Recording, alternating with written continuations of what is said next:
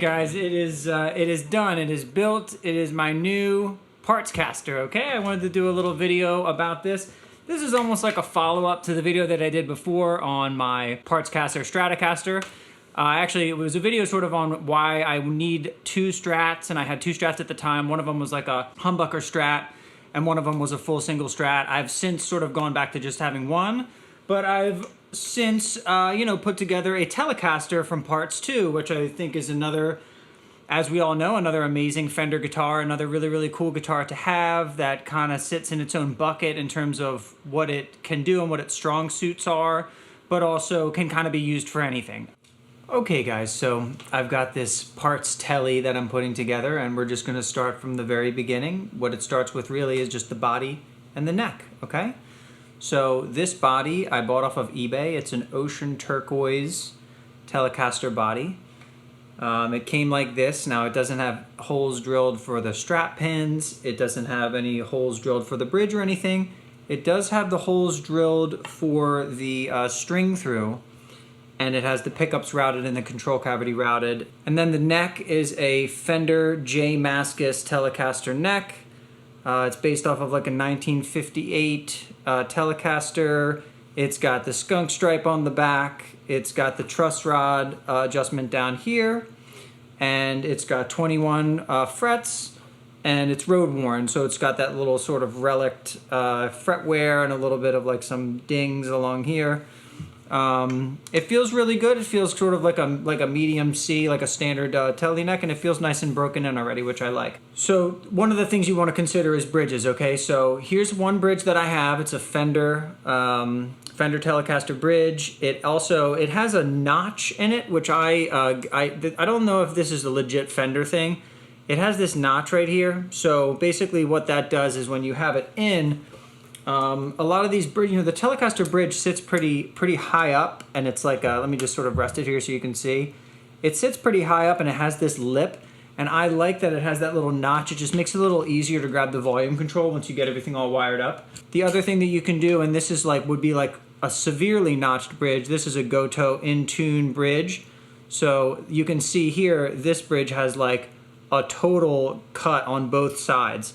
So it still has the lip on the back, but it's got a cut on both sides, okay? So that one feels like even more open, but some guys don't like that, you know what I mean? So that's more of like a semi-modern style. Then you have like the full modern style, which is the six saddle bridge with the cut sides. So let me see if I can get this to go in focus for you guys. Yeah, so you can see there, nothing but on the back and completely flat. And when you put it on the guitar,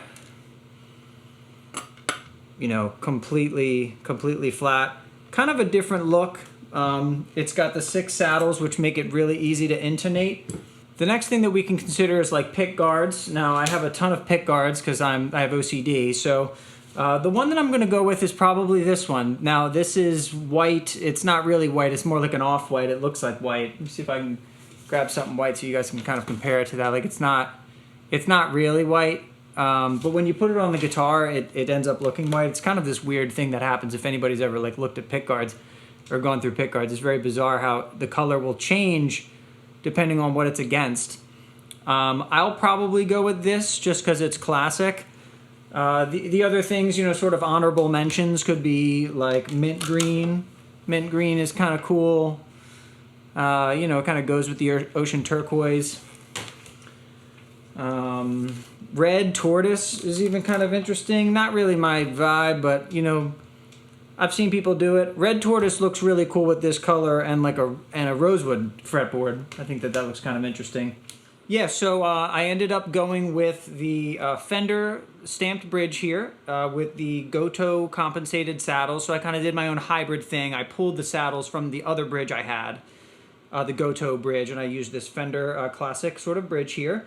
It's got the Florence TE50 in the bridge. It's got and I just went with a standard control plate on this too.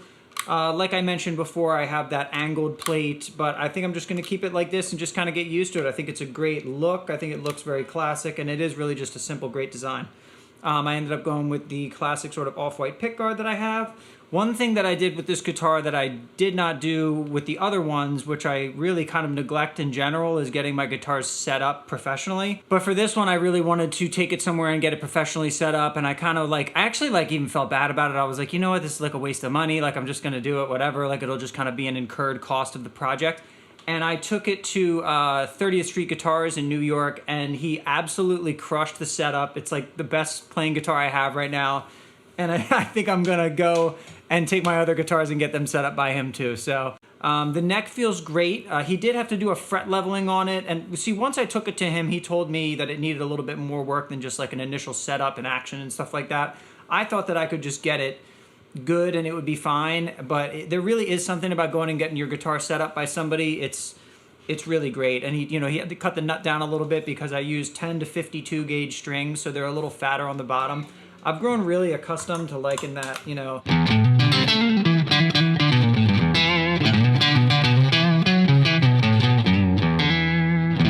I really like that fat bottom.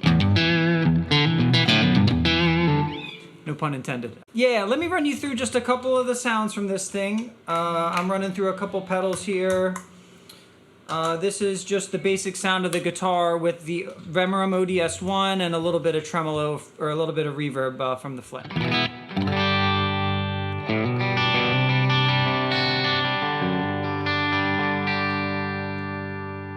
That's the bridge pickup, and now middle.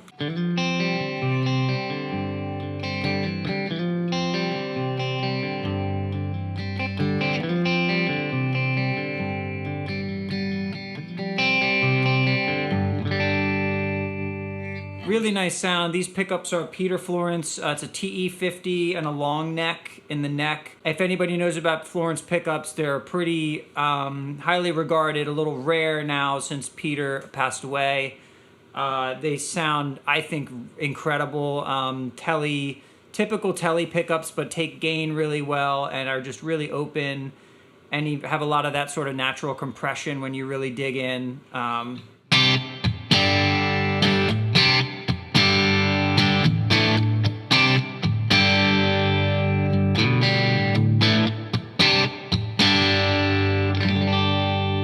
Still sound like really, really sweet. So here's the neck.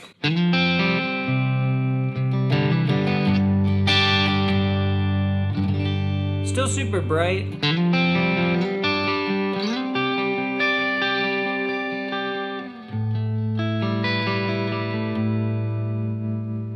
Throwing a little tremolo from the Flint.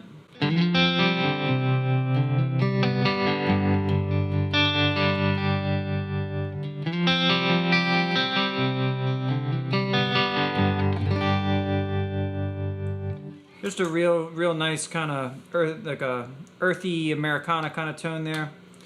Let's kick up the gain a little bit and turn myself down here so I don't get evicted.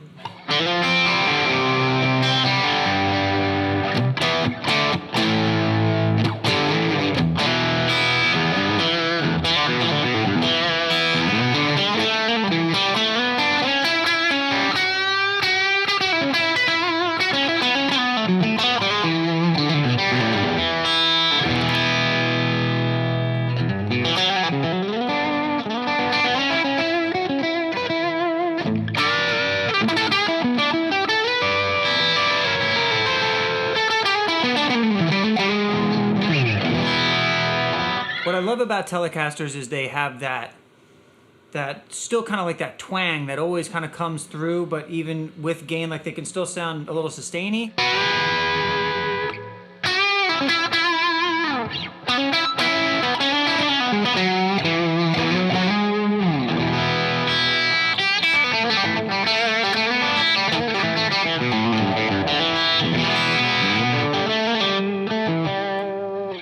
play something that's not blues. How about like kind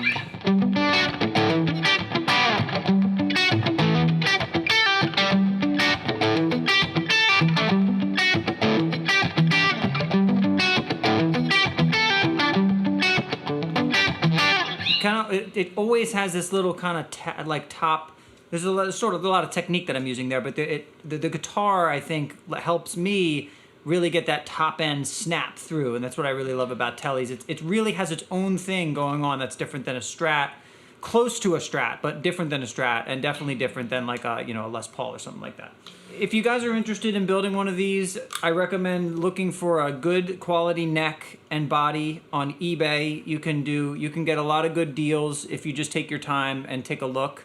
And then get yourself a nice high quality set of pickups and some nice hardware. And if you have a friend that has some tools, sometimes drilling the holes for the bridge can be a little tricky. Some of the bodies have pre-drilled holes, so that kind of stuff is already lined up for you, which is nice.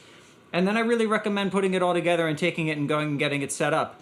It can be a really, really inexpensive way to get a really nice, on borderline like custom shop guitar. I mean, this thing is seriously sweet. I'll get some different kinds of shots of this, maybe a little bit closer, but I mean, this thing is, I'm loving it. I'm really, really happy with it. I've already played a gig with it and it was out of control.